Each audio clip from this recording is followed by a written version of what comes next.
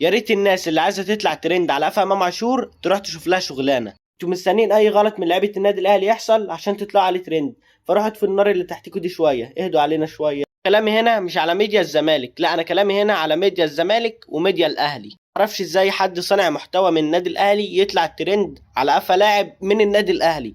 فيعني ايه، فكر شويه. وده الفيديو الحقيقي، بص.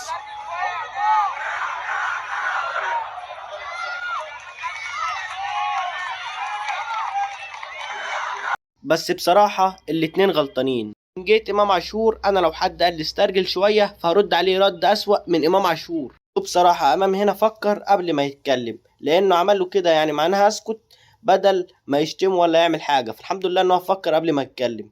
من جهة المشجع، أنا قاعد درجة أولى ودافع فلوس قد كده وصايم، وكمان هفطر فوق الفلوس اللي أنا هدفعها.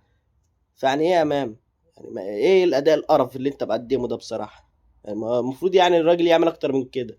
وانت يعني مش فاهم والله عظيم. جائزة المباراة دي ما في حد يستحقها غير جمهور النادي الأهلي. يعني مثلا واحد بقاله في الطريق 3 ساعات وصايم وهيفطر في الماتش، وتكاليف الماتش أصلا وتكاليف الفطار كمان، وانت ما بتتقيش الله في لقمة عيشك واللي انت بتعمله في الملعب. فوالنبي العب عدل، عشان احنا قرفنا منك ومن الفريق كله قرفنا منه بصراحة.